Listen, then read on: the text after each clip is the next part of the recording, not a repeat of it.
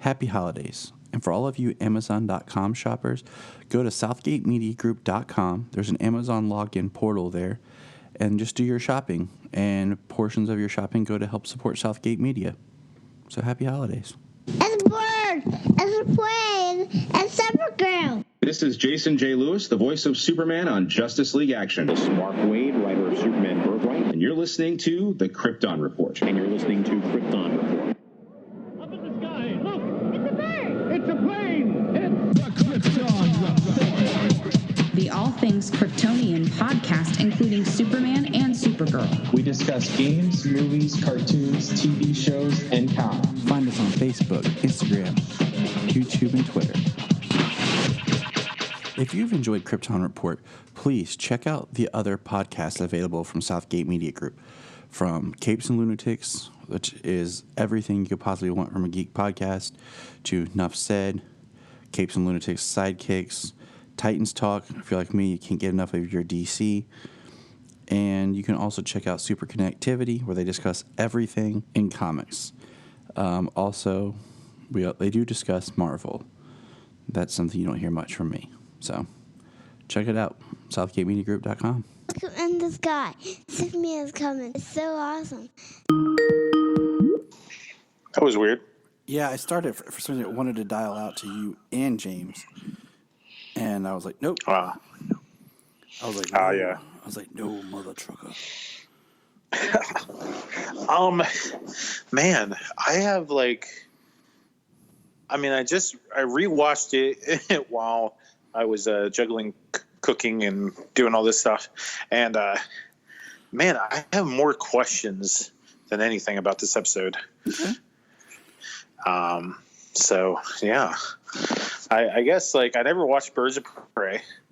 And so I don't know the relationship of Huntress and stuff. And, I'm muting it right now, and I started all over again. But man, so many questions. Okay, well, let's get started. And James will join us and ask away, and I'll answer what I can. I got my handy-dandy new notebook. So. Yeah, I had to pull out a new notebook the other day, too. So. Well, Janine got me a really cool special, it's got all the, Batman, Flash, Aquaman, Wonder Woman, Cyborg, and Superman, symbols on the cover. Oh. And I just was holding on to it till I filled my other notebook up. And when I filled it up, then I busted this one out just in time for Crisis. So, all right, you ready to do this? I'm ready. All right. Hello, Bryan Peters, sir. Hello, Mr. Tyler Patrick. Welcome to the Crisis on Infinite Earth Krypton Report podcast. This is part 3 of the epic crossover that's happening on the CW right now. Oh, it's so epic. So epic. And it is... it's crazy. So we're just going to... Yeah. Tyler and I were even talking before we started this conversation just how many questions I have, how our minds are just kind of hurting and One thing I realized, and this is not only spoilers, because I rewatched part 3 again today as I was doing laundry, which is easy to watch something while you're just folding towels. Totally. My thought is I wish there were things that they would show us. Thank you. Instead of wasting time. And I say that because you can tell they're planting seeds either for something that's going to happen later in this series or that's going to filter, especially with the relationship of Kara and Batwoman, that's going to happen later on in the series. Because personally, I would have preferred to see, and I'm going to refer to them as actor names just to keep it straight, Brandon, Superman, when he says, I didn't get them all out. We didn't get them. I got to go back. I would like to have seen those struggles of Superman and stuff. And let's just face it, Tyler Superman did nothing in this episode. No, wait, he did do something. He turned his head. Oh, my bad. I totally forgot And about that. And he looked at Iris for a second, and then that was about it. Okay, my bad.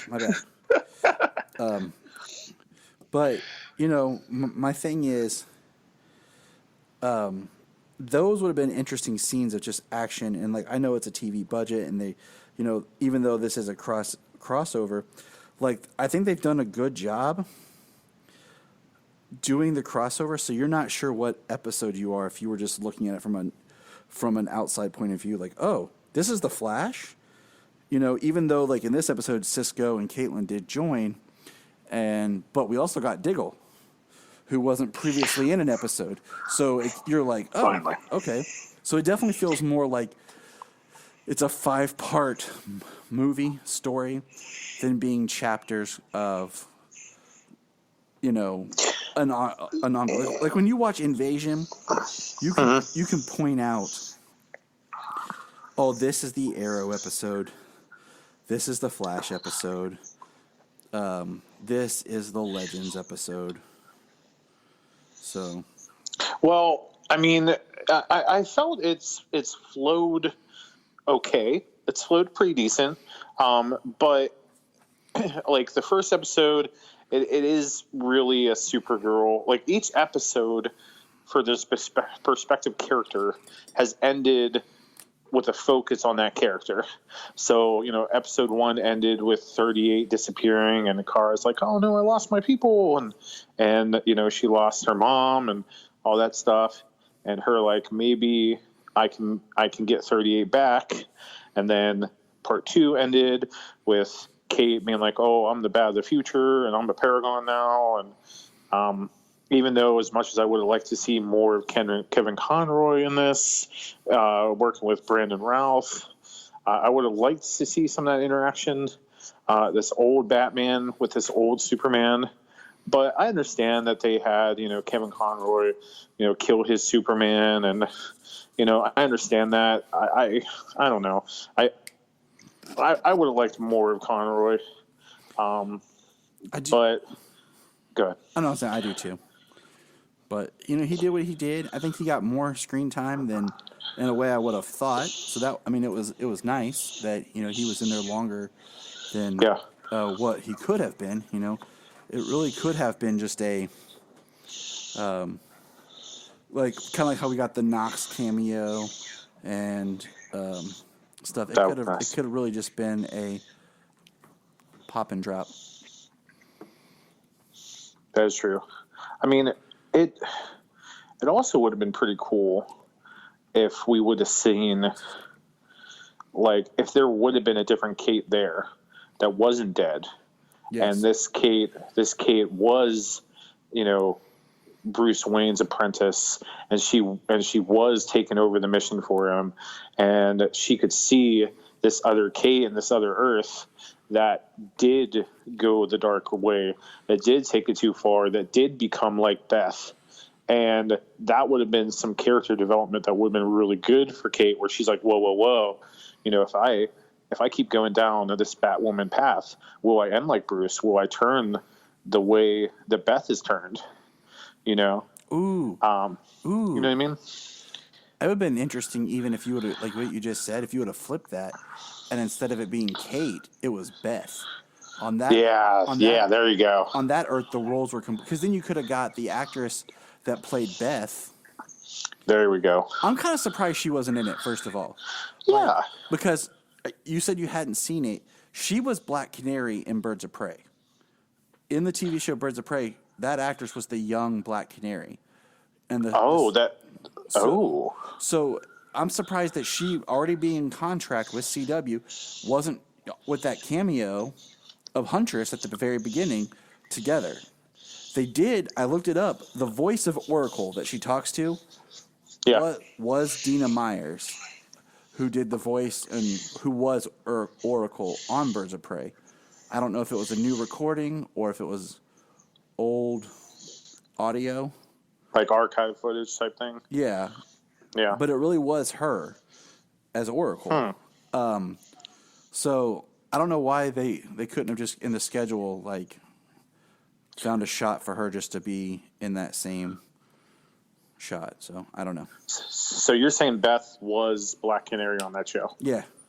Well, then it would have made much more sense to have Bruce be with Beth. I mean, and Beth is like the quote unquote Terry McGinnis, only evil.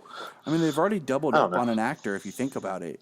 I mean, they had Erica Durance as Allura on Supergirl, and then they had her as Lois, you know, on her Smallville segment. So I mean, they already doubled up an actress on something. That's Brandon Routh. They've already, you know, I don't know. We'll get to that point, but I feel like I would have liked more of Brandon Routh Superman. Me too. I'm still holding out hope for more, just because Ray's not there either. That's true. He's yeah. One thing I did want to go back and watch is an interesting theory, listeners, that Tyler and I looked at today is Tom Welling's Superman. Was he wearing blue kryptonite on an arm, like a wristband? Well, with further investigation, it is the watch that was Jonathan Kent's watch that Clark had and wore, but it does have a blue sheen to it and a glow, which makes me wonder if there is blue kryptonite in there.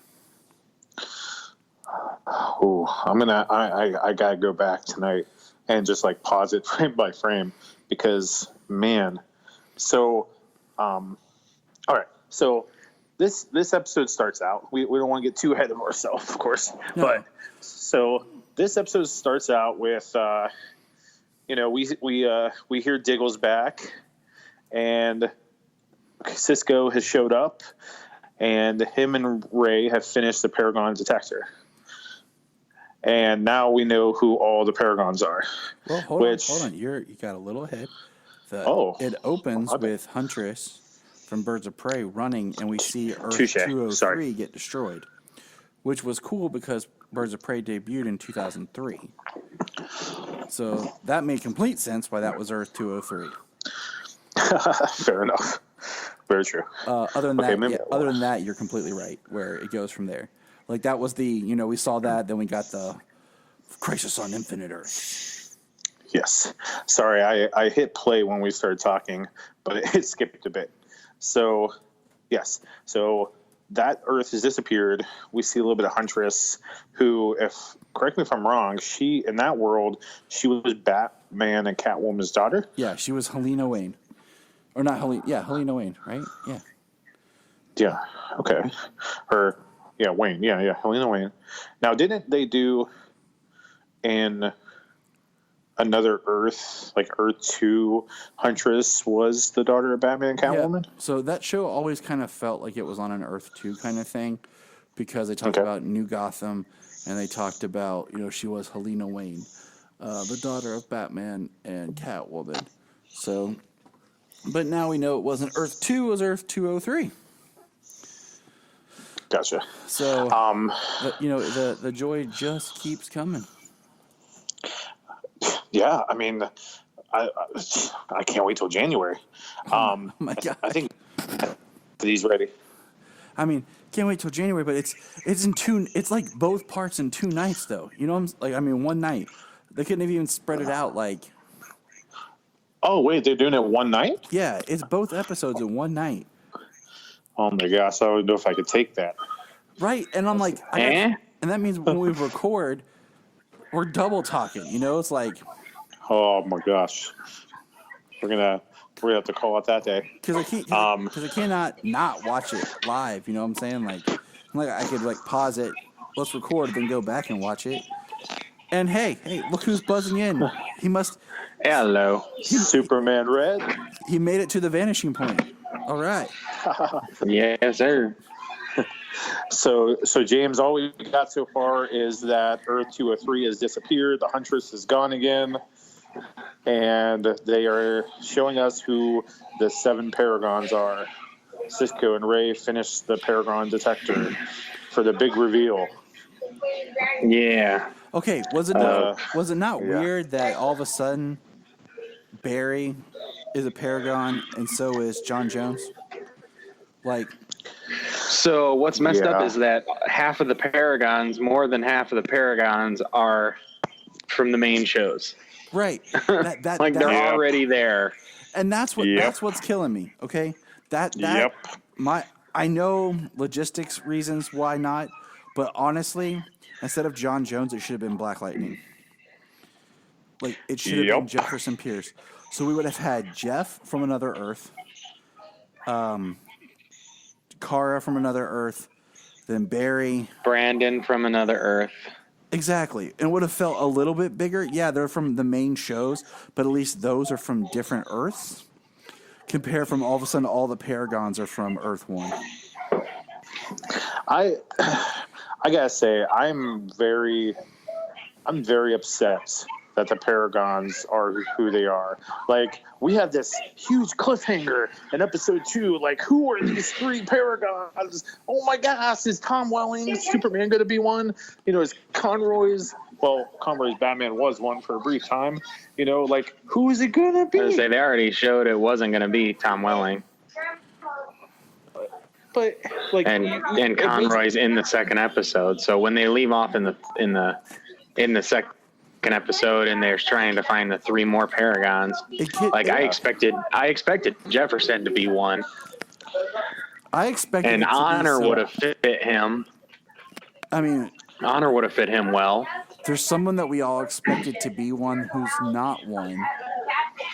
That is in this episode, and we'll discuss it. Okay. Oh, I know who you're talking about. Yeah. That's that. I thought he would be one. If you're thinking who I'm thinking, John Wesley Shipp. Yes, I really thought he would be one. And I held out hope that maybe there'd be a surprise guest or role. That was a good passing of the torch, though. Right. Like full on passing of the torch. Especially since they brought him back last year as Barry Allen from Earth 90. Oh yeah, we'll get there. But I just thought that maybe the last Paragon would have been a surprise of somebody like we didn't think about or knew, or it would have been a character that just kind of blew us all away. Like, oh my Deathstroke. Or like it had been, say, Nightwing from Titans, and it just completely. Oh my gosh! Like, it just blew us away that all of a sudden Britton Thwaites walks in. You know. I'm sorry if Nightwing would have been a Paragon, I would have had to change my pants. That would have been it for me. I would have had to walk away. You know, something that. But all right, so we get. John is Honor, Barry is Love. Yep. And then this new kid, this Ryan Choi, is Humanity. Yes. Now Ryan Choi makes sense. What's interesting is he's the Paragon of Humanity, but the Monitor said the 7 Paragons of Humanity. Oh, I didn't. It's a little odd to call one of them Humanity and then call them the 7 Paragons of Humanity. Touche. I missed that. Good catch there, James. Good catch. That one struck me as soon as you said it. I was like, that's weird. Like that's lazy writing. Stupid. Okay. So here's something. This is random, but I thought about. I wish they had done some filming techniques or something to make the Monitor just appear bigger. Like he's like 7 foot tall or something. Just a little bit more like bigger than life. Compared to the others. I understand what you're saying. So we get forced perspective isn't that hard to use. Nope, just call Peter Jackson. I talked about him for a long time last night. And there's a whole other thing I won't even dig into that makes intriguing. Speaking of digging, look who finally shows up. Diggle. And he's pissed off.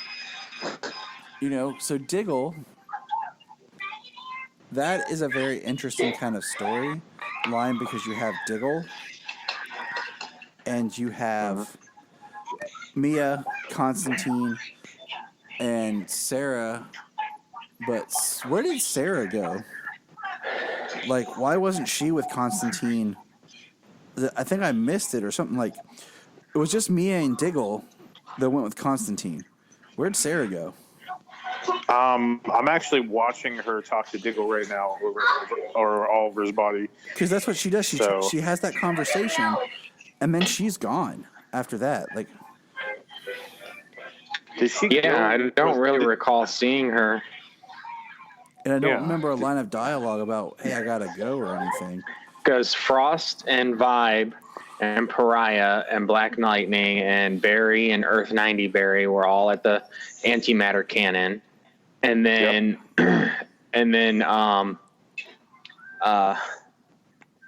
those three went to Purgatory, and then it was Kara and Batwoman, having their world's finest time, kind of helping each other out, getting, kind of believing and getting the spirit back of the paragons that they are. Yep. So which was a good character moment between those two. It was good character work between those two, I think. They had the Bruce Clark dynamic, the Superman Batman dynamic going on pretty well. Which makes me want to bring something up real quick here. So, one problem that we've had with I don't know if it's a problem, but people have said, like, with Supergirl, the show,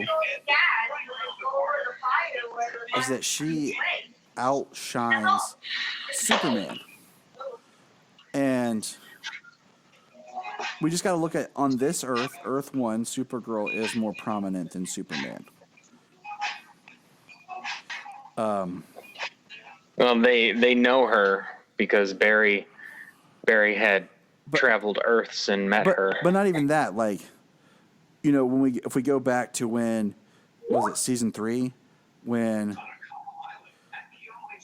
in season 3, when she had to fight Rain, he goes on and says, like, Kara's stronger than me.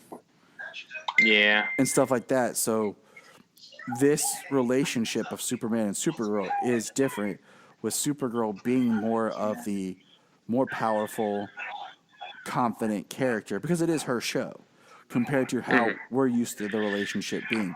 She's more of the hopeful one than he is, because, right now he's struggling. So it's just one of those things that we just got to kind of like why she's the paragon that she is compared to it being Clark. Because everyone's like, why isn't it Superman? It's not his show, people. And like I said to Bryan earlier, is Superman Tyler did nothing in this episode. I think it is a little odd later, we'll get there, that a certain event happens and everyone's just kind of standing around staring. Nobody kind of moves. So they're just sort of like, oh. Hey, I had that answer for you guys. So Sarah says, you guys go to Purgatory. Hey, can you guys turn that down a little bit?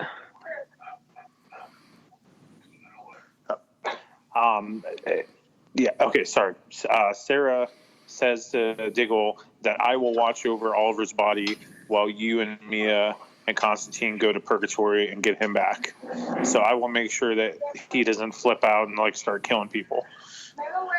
So that's where she is. Okay, cool. Works well. Yeah. All right. So let's talk about like group clusters again. So we have Vibe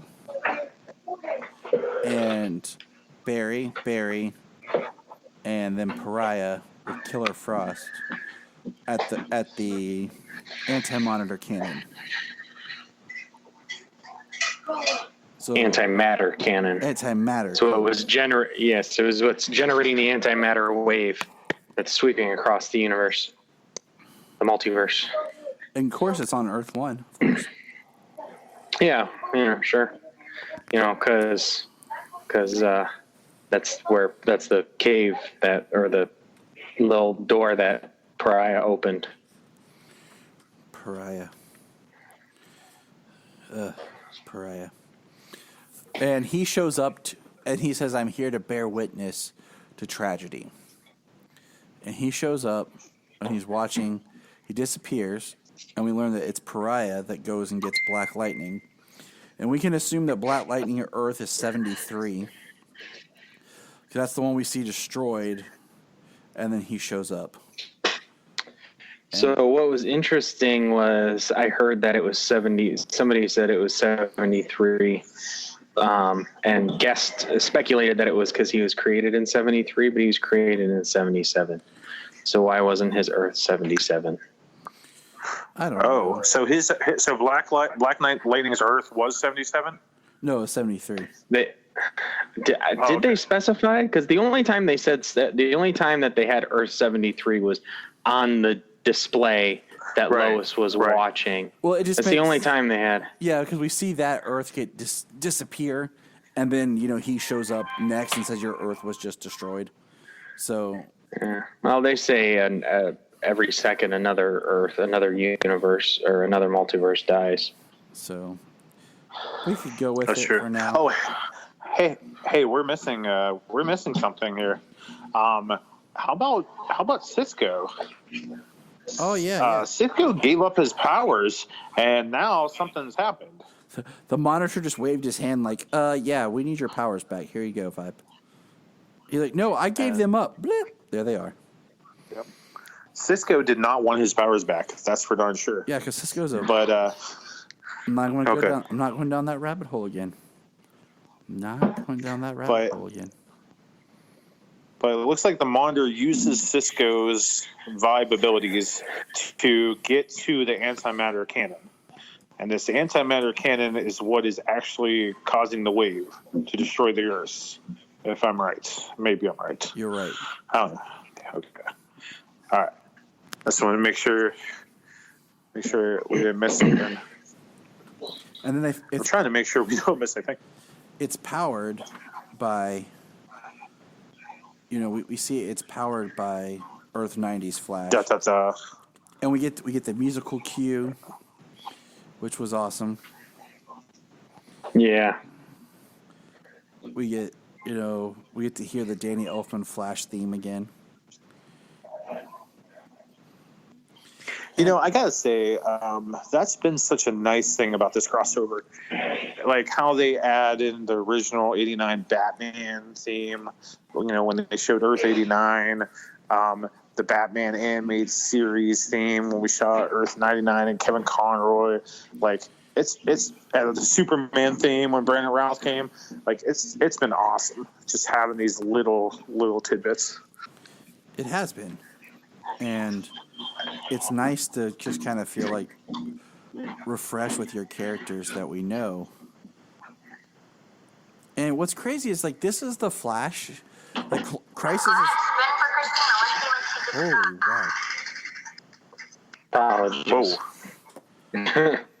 wow. What's crazy is the Crisis has been very prominent on the Flash series. But I feel like Barry, our Flash, has done very little in this crossover. Yes. And he's like not as little as okay. He says this is the time the Monitor has talked to me that this is when I should disappear in Flashpoint or not Flashpoint, in Crisis. It's like, okay, you're just dragging your feet. This is what you've been preparing for. And then of course John Wesley Shipp Flash steals his speed and says, send me back. Let me do this. I'm like, of course. Yeah. A Barry died. In the Crisis. A Flash died.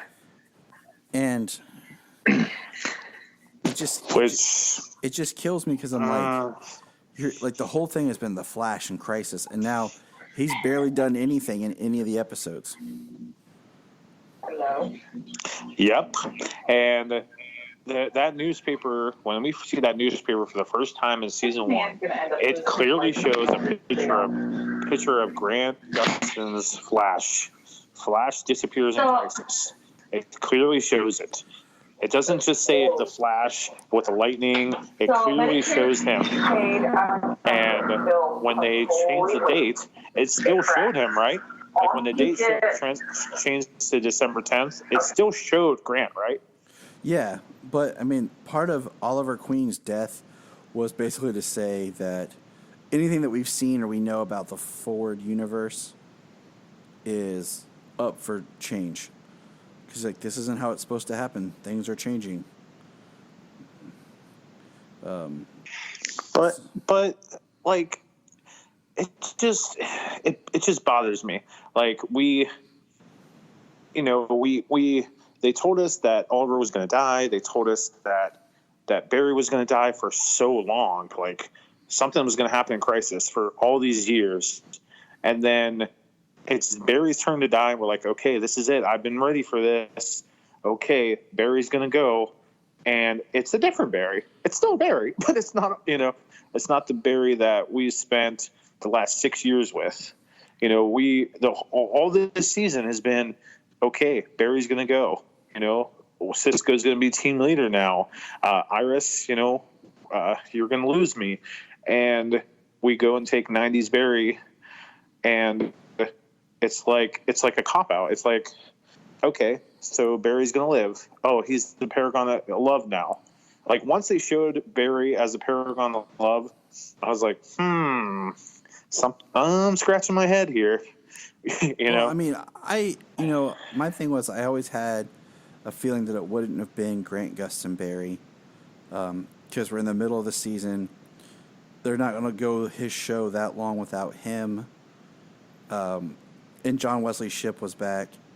And we all kind of assumed, like, oh, it's going to be him that goes. And like I said, they prefaced it with the everything can change. Everything is changing. So that kind of throws out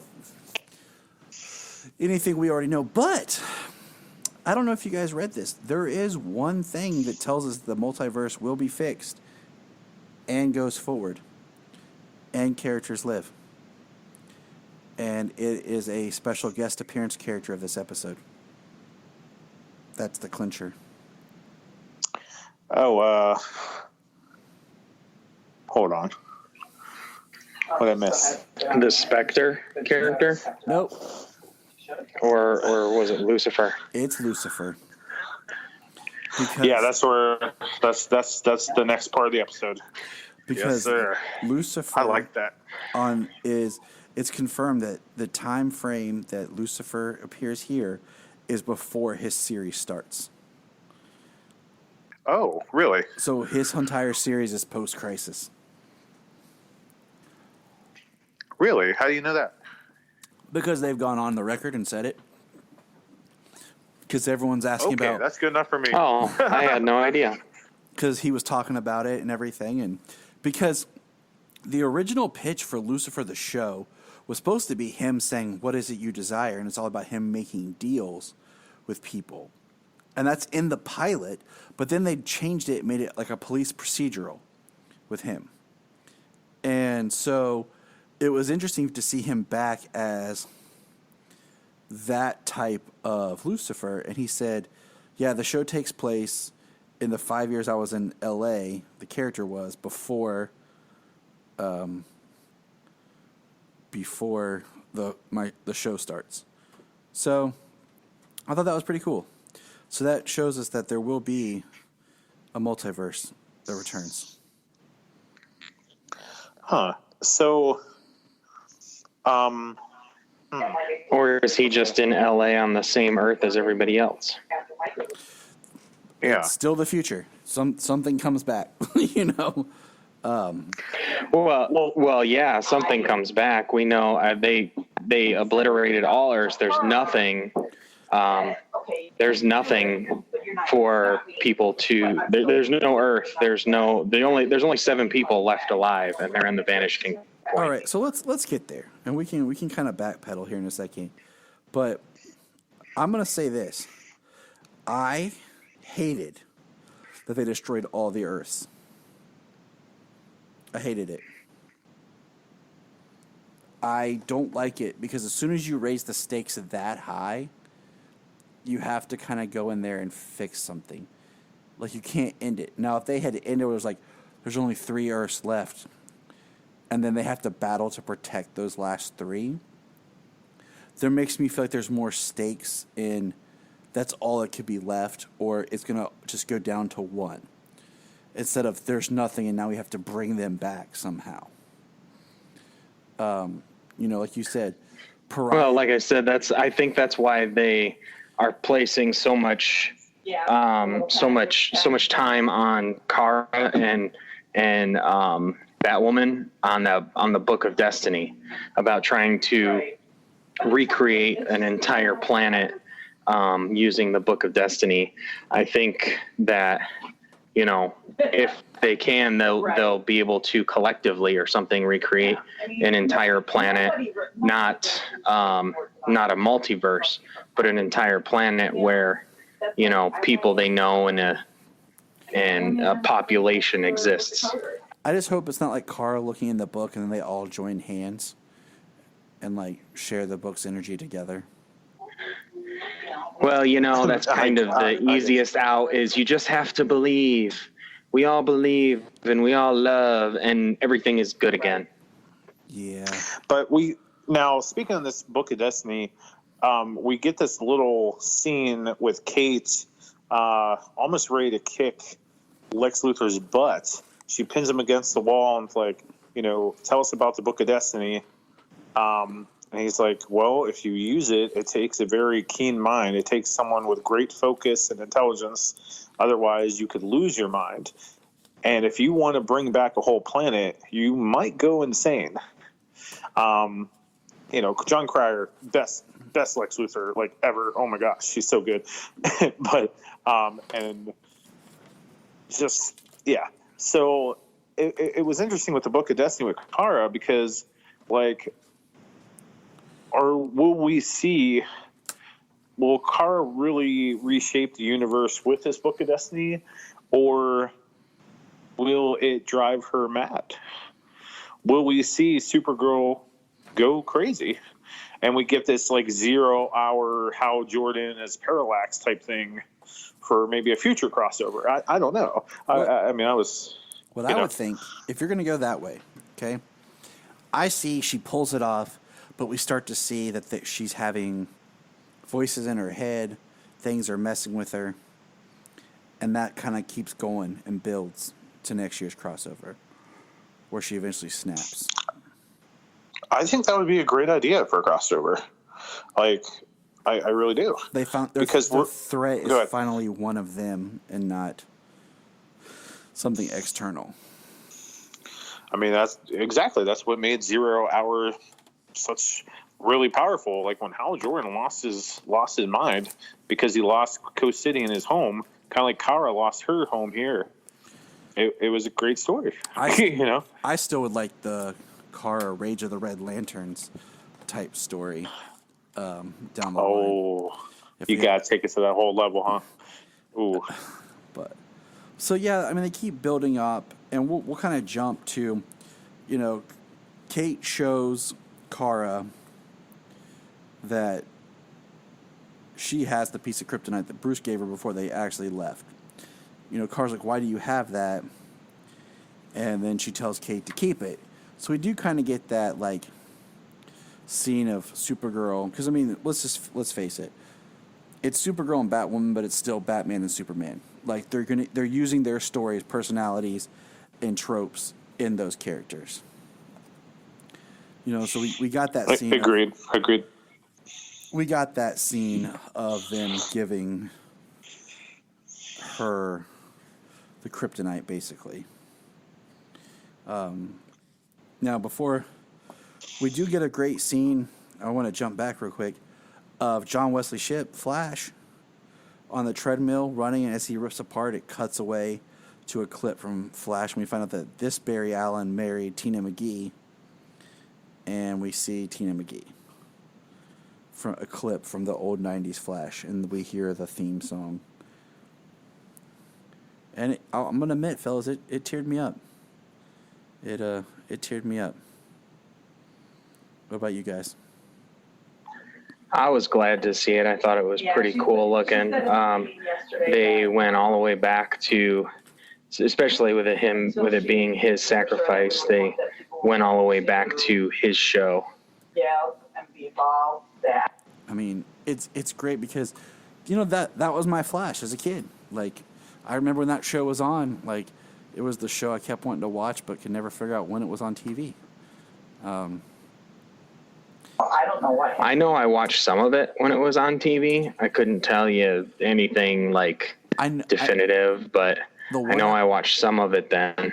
The one episode I know I watched was the pilot, and I watched the episode with Pollux, who was like his clone, the Blue Flash. Because I just remember it being like, oh, the Blue Flash.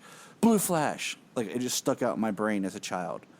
Other than that, I don't know what else I watched of the show. But I know I watched the pilot. So, anything from you, big guy, Bryan? Nope. All right. Moving on. So, I don't know. Hey, hello? Yeah, hey. Hey, that was weird. Can you hear me? Yeah. That was weird. Okay.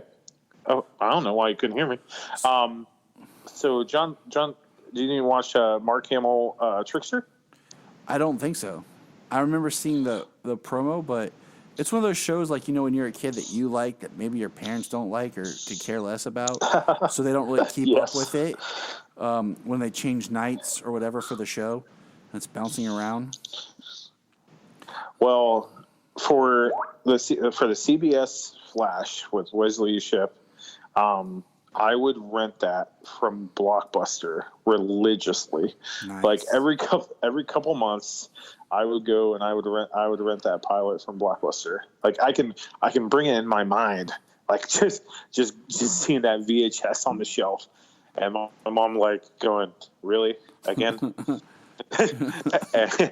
Because the only show I ever watched with my mom as a kid was Dean Cain and Terry Hatcher's Superman. We would watch that every Sunday, so that holds a special place in my heart. And 90s Flash, that was my Blockbuster rental, man. So, yeah, it teared me up. It teared me up when I saw he married Tina and he just fades away. Yeah, it got to me. It did. I mean, and then I said this to myself, and I'm going to say it right here with you guys. This episode gave me the idea of a show that I never knew I wanted until this episode. I want to see Brandon Routh Superman and Black Lightning and The Flash get their own show. I just want to see or an episode. I just want to see those three hanging out, talking, being superheroes. Like, what intrigues you about that trinity, if you will? What intrigues you the most? They're all hopeful in a different way. They're all powerful, good-hearted men. Like, the kind of people you'd like look up to. It's like, they're all, well, two of them are father figures, and one is like, not a father figure, but, two of them are. I just like it. So, I think we need to see more superheroes as parents. I think now's the time we need to see superheroes as parents. Well, they gave us I really do. They gave us this really awkward Oliver as like the worst father ever. Yes. And then Barry kind of like he had his kid sorta like like his adult child. And he's like, "Hey, my grown-up adult daughter that is already grown that I don't have to really be like a parent to."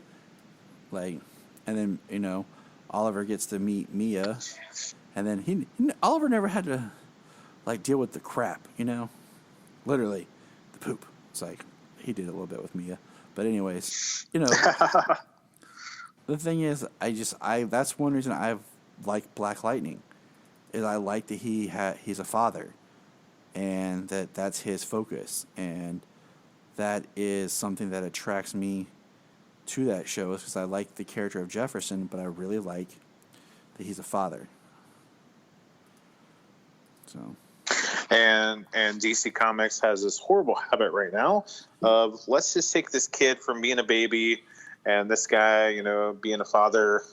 Let's just take in. Well, let's just speed it up a little bit and just make them like 20 years old, because there's no interesting stories to tell when they're 10 or 5. You know, John Kent. There you go. That's all I gotta say. Yes. To hell with that. Those were good stories, and I still say screw Bendis for aging him up like that. Bendis. No, I'm not. I just That was not cool. Nope. Just to tell a specific story, they're like, okay, well, let's just skip like 7 years of this dude's life. Exactly. Yep. I don't like it. I don't like it. So one thing that Tyler and I were mentioning before you jumped in, James, is we were saying how like this episode felt like they took out such great scenes that we could have saw and just put in stupid other filler.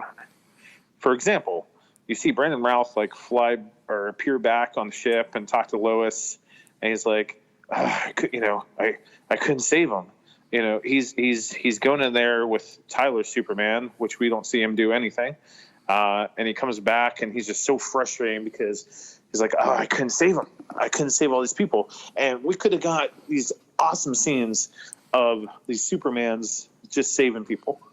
But instead we get him flying back and he's like, I couldn't do it. And then Lois says, you know, why did you have the black in your symbol and on your S?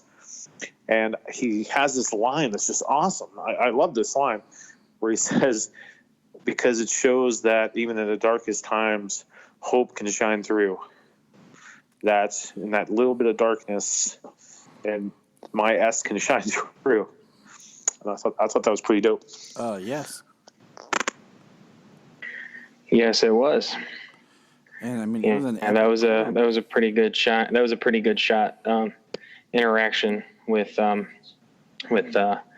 Brandon Routh Superman. All right.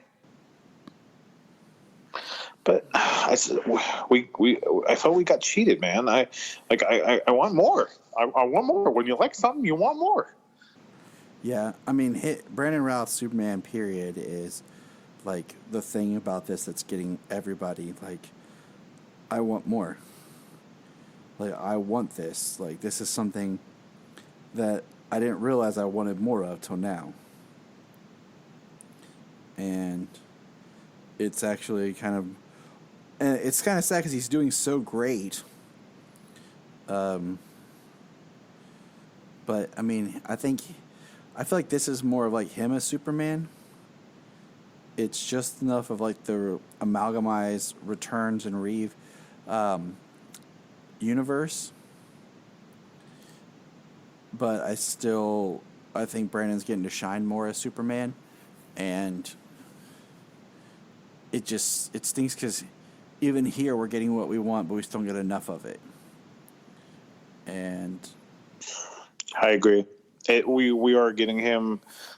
We're getting him to be able to do what he can do, and he's not having to rely on, you know, this is a Superman Returns movie, or like this is a Christopher Reeve add-on. You know, this is it's kind of a Christopher Reeve add-on, but he's able to be himself here, and I agree with you totally. What are you feeling, James? Well, the producers, you know, they had done a disservice to Chris Reeves after the first two movies, and especially with the fourth movie. So to extend his character to Brandon Routh's, sure, Superman Returns was by all means a letdown, not Brandon Routh's fault at all. Bryan but Singer's. To be able to bring him back in this capacity and allow him to become his own version of Superman because he was locked into being Chris Reeves, but now he can be his own version, and add something more from the comics as well to his Superman. It's just, it's great. I mean, I was kind of, I loved it, but I was also kind of upset when he was basically written out of Destiny. So, antimatter took him even at the vanishing point, and he was replaced. So I was kind of sad to see him go, of course. But he got a great chance to shine, and it still just makes you wanting more. People wanted more of him then, not necessarily the story they were telling, but wanted more of him as Superman. So, it's great to get more. And when something's good, you want more of it. And what are you going to do? You're, as Bryan put it, you're cheated. I don't know about being cheated. Yep. It's just, he's good and you want more, but so no, that's sad. I felt cheated. I know you do. And I liked him. And, okay. So, yeah. So I wouldn't be cheated because he's done such a good job with what he was given. So it's not really cheated. It's just. That's fair. Okay. All right. You're right. As I'm watching the episode as we talk, we missed something. So Lucifer makes a deal with Constantine and says, here's my card. Once this devil card fades away, you'll be lost in purgatory and you won't be able to get Oliver's soul.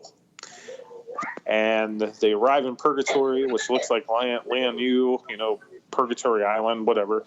We always have to go back to that island because I guess it doesn't cost that much money to film there. And Constantine says, it won't be Oliver, he won't remember us.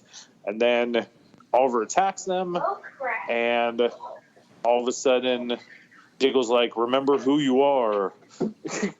And Oliver's back to normal, and then somebody shows up that I wasn't expecting at that time. Anybody remember? Spectre, Jim Corrigan. Yeah. Which we were discussing. I preferred Jim Corrigan as played by damn it, what was his name? I didn't have his name before, and now I don't have it again. Lobo? Yeah, played by Lobo. From the Constantine series. I preferred that Jim Corrigan. Oh, I'll have to look that up. It's on DC Universe. Lobo or Jim Corrigan on Constantine? Yeah. Okay. I'm looking it up right now. Dad, Yeah. can I put her on the tree or something? It's Emmett Grab her J. with- Scanlon is his name. And he was Jim Corrigan on Constantine. And there's a scene where he's not the Spectre. He's just the detective. And I would have liked to have him, because then it would have been like pulling somebody else from the Constantine series as the Spectre, and also would have been kind of a nod to that he was on Krypton. So I'm still waiting for maybe a tie to Krypton. Oh yeah. For this show. Yeah, I'm looking here, guys, and I was like, yeah, okay, I remember the Spectre on Constantine for a little bit, but he never went full Spectre. No, he never went Spectre at Did all. he? He was still just glow green. Yeah, he was still just Jim. Yeah. It was alluded that he was going to be murdered and become the Spectre, but it never happened. So that breaks my heart, because the Spectre is one of my favorite characters of all time. And, just, I don't know. I love the Spectre. And in this episode, he just shows up out of nowhere, and he's like, hey, Oliver, you want to be the new Spectre? So I'm Jupiter. Sorry, I said it wrong. I almost wondered if it would have been something a little bit different when they got to Lian Yu and you just found Oliver shooting arrows at a target and he was at peace. And it would have been kind of like the way they tried to bring Oliver's soul back in the Quiver run. And that's kind of what I was wondering. Thank you. And Thank you. You are welcome. So that was kind of my thought behind it. Was like they're gonna like change it up, But why, if he died, why is he in purgatory? Like that didn't explain. Like why didn't his soul move forward? Why is he in purgatory? But whatever, They. Yep. Because they couldn't reach him unless he was. So, that's the best way to say it, but. Yeah. But when Hal Jordan, like in the comics, when Hal Jordan died after 0 Hour and they made him the new Spectre, was Hal Jordan in purgatory? I think he was just like in nothing. Like I can't remember. I can't either. I don't know, but that was Phil, a great story. Where are you, Phil? Hit me up. Okay, message me back, Phil. Okay. I know you're listening. So do your Phil thing and correct me. I didn't read that, so I don't know. I haven't read that yet, so I don't know. Well, all I can remember is that Corrigan, the Spectre, no longer wanted to be attached to Corrigan or something like that, and it needed a new host. And Hal Jordan had sacrificed himself during 0 Hour, when he was fighting Kyle. He sacrificed himself to reignite the sun. And I do know that he was the Spectre, yeah. Yeah. And that was a big part of Quiver, too. And, yeah, anyway. But I don't know how I feel as Oliver the Spectre. I don't think I like it. But. Well, like my thought is it's gonna be one of those things that they can keep Stephen Amell there as a backdoor character to if they want to have like the next crossover and the Spectre shows up, Stephen Amell returns for the crossover event. They can kind of bring him back in some capacity and kind of have him pop up here and there without him having to actually be Green Arrow, be Oliver. So I get it. But why can't a character just die? Right, and that's something you had texted me earlier. Is like that's why I go back to like with the stakes. Like nobody has really died of importance. Like, nope. We've lost characters that we love, but they're not characters that are of this show, this series. Yep. But like in the Crisis comic, we lost. Oh my gosh, we lost so many people. We lost Barry on Flash. We lost Kara Supergirl. That was such an emotional death in that comic. Superman just holding her dead body. We lost. These are main characters of the shows that they currently have running. It's not characters that they're going to kill off. But they could get rid of, I don't know, Iris. I mean, that'd be awesome. Well, at least for the moment they did. So I don't know, guys. So at the end of the movie, or not the end of the movie, end of the show, Lila shows back up, and then a lot of crap happens.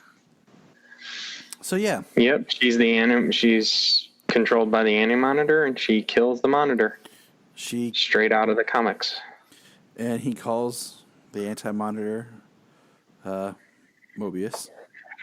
Yes, he does. And it is really crazy because Pariah's just standing there watching, and basically he sends the 7 Paragons to the Vanishing Point.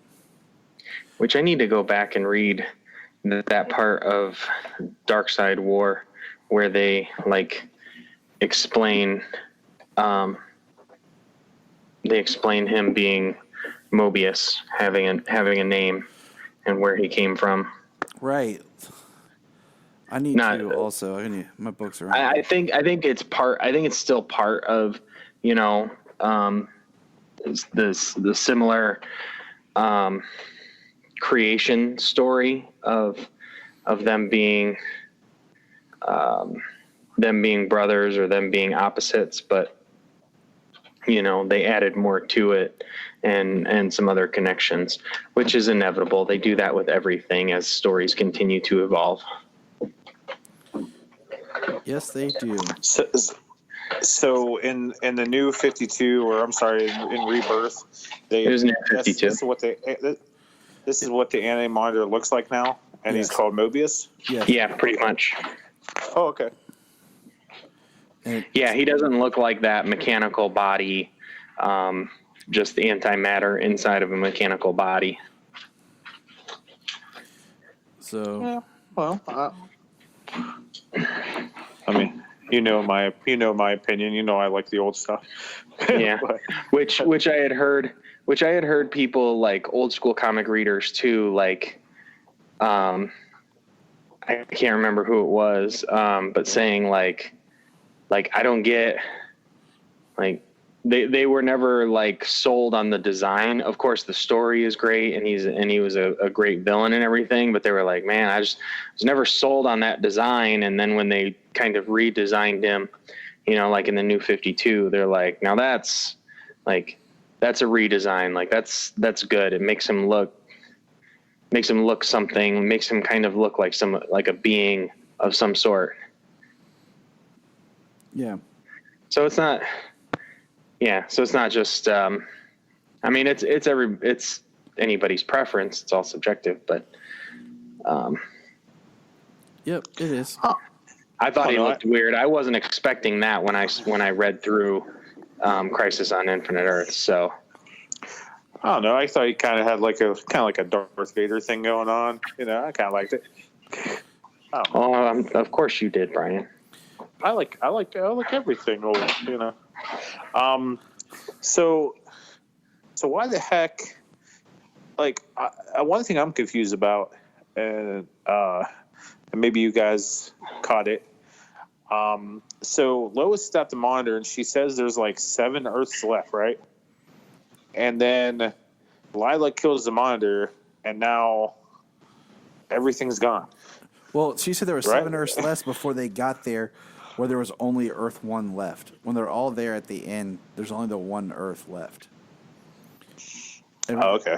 Everything else is gone now, and there's 1 Earth left, and basically right then is when it's like, because Pariah shows up, and then it dawns on everyone that Pariah is there to bear witness to a tragedy, and that's when it dawns on everyone that it's not Lila. Of course, I'm sorry, but if my wife all of a sudden just started acting weird, had magical powers, and then started talking about how she's been working with somebody, I'd be a little skeptical. Yeah, I'd be like, wow, that's some STD. Do I need to get checked? Like, like another. So, but John's like, Lila, oh Lila, yeah, bro, it's not good. But it ends with them at the vanishing point, and then the biggest kick in the crotch is Lex Luthor used the Book of Destiny to write out Superman as a paragon, and it's now him. So we have yes. Lex Luthor, John Cryer is amazing. So kind of sucks. It makes sense that he'd write out Superman.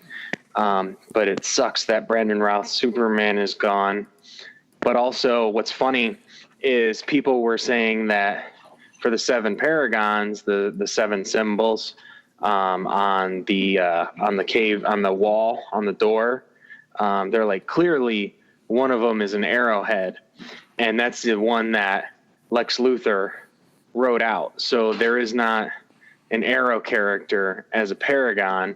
It's almost more like the shield, the Pentagon shield, flipped over. Interesting. Interesting. So people were completely wrong by trying to guess what those symbols meant. Yeah. Well, I will say one of them does look like Barry's helmet or Barry's mask. Like that's the only one I could point out that was like that kind of does look like the mask and then the lightning on the ears of Barry, and that's all I could figure out. At least that's what it looked to me. Makes sense. But all right, that is Crisis Part 3, and I'm telling you, I don't think it's a cliffhanger, but I think if it was like them down to like 1 or 2 Earths, and like they were sent to the vanishing point to save them, and it left where the Monitor was like battling the Anti-Monitor, and we didn't know what happened, and then Lex Luthor wrote himself out, it'd be more like a cliffhanger to me. But having no Earths, I'm just like, they're gonna fix it. Like it just to me, I feel like I lose my. Like, oh man, like you've raised the stakes. It's just kind of like in Endgame. You knew they were gonna go back in time and bring everybody back. Yeah, there's still stakes from the 5-year gap and all that and stuff, but you knew they were gonna fix it. Well, so in the comic, it's interesting because there's 5 Earths left. They're fighting over them, but the Anti-Monitor goes back to the beginning of time.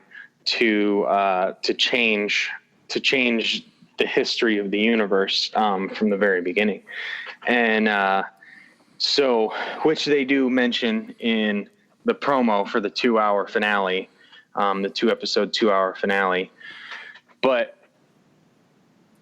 they were fighting. Excuse me. It's all good. They were fighting each other, and then they have to go back in time. So they have to go back and stop the Anti-Monitor from changing and becoming, changing the entire multiverse into the antimatter universe. So, I mean, I don't know. Like you say, it sounds like you're like, there's no stakes because everything's just going to go back to the way it was. Like, I don't think that's the case. It's not going back to the way it was. I don't think they have to restore people. They have to restore an Earth and people because they have cast and stuff. Right. You know what I mean? But it just makes it like I don't know. Like I said, I know they're going to bring and they're going to restore something, but that's the thing is they have to restore something. If they had left it like there was like 1 Earth. This is it. This is our last stand. And then like the next episode when we come back is the first scene is we lose that Earth and we're like, oh crap. Like, okay, that changed everything, Right. Yeah. I mean, that would have been a good way, but also, I mean, it's also a big cliffhanger. Like, oh my God, there's only 7 people left in complete existence right now, like everything's gone. There's 7 people left in existence fighting for the universe, and they're the only things that stand between total annihilation. That's the great James, the Superman of Red. But all right, we got a couple. I guess I'm a little. I don't know. I guess I'm a little more optimistic. I mean, I got optimism. It's just how I would write the story. Well, like, somebody has to be. I would keep the optimism in the story because I would make it seem like I wouldn't jump to that as fast. I was just like, oh. Yeah. I mean, well, now people are just waiting like, holy crap, like there's nothing left. And when they come back, they're like, okay, what's going to happen? How are they going to, like, the Monitor pretty much won at this point. How are they going to try and turn this around? Yeah. Like, hey, I just saw this. Or the Anti-Monitor, rather. I just saw something. Okay. I'm just going to throw this out there. The last time we saw Jonathan Kent, the little baby, he was with Mick. Yep. And we haven't seen him since. We have not seen Lois like, hell, where's my baby? Or Superman, where's my baby? Because Superman didn't do anything. So at some point, Mick brought him back, said he was easy, and handed him back to... Who did he hand it back to, Lois? Yeah, because Lois says, like, I'm going to grab Jonathan and I'll run communication. And, she was on the ship. So you can assume the baby was on the ship. Okay. I thought there was something I missed, and I was like, wait a second, what if that baby's still alive with Mick? And they didn't disappear. Everybody's gone. There's 7 people in all existence. Hey, I just want to like have some hope somewhere. I'm not a very hopeful person, but I was like, what if Mick and the baby? I don't know. Anyway, yeah, I'm glad that Lex made himself a Paragon, because that's awesome. That's a total Lex move. But I wish he would have made someone else disappear, like that. You know, we don't really care that's a Paragon. I don't know, Sarah. Yeah, I could totally, remove Sarah. I like that Ryan Choi is a Paragon because he's the new character. He's somebody new, something fresh, different. I'm wanting to see if he just officially takes over as the Atom. If Ray's gonna die, but no, Ray's gonna be in Legends, so we know he's leaving. But Ray could be dying, and then passing the torch. This is all about passing the torch now. Yeah, so I feel like they're planting the seeds for Ryan Choi to take over as the Atom. But all right, fellas. But yeah, great episode. James? Yes. All right. Well, there is no Earth to get back to. We'll just hang out here in the Vanishing Point for a couple of weeks, and we'll get back to it. Look up in the sky. Look up in the sky. Look in the sky.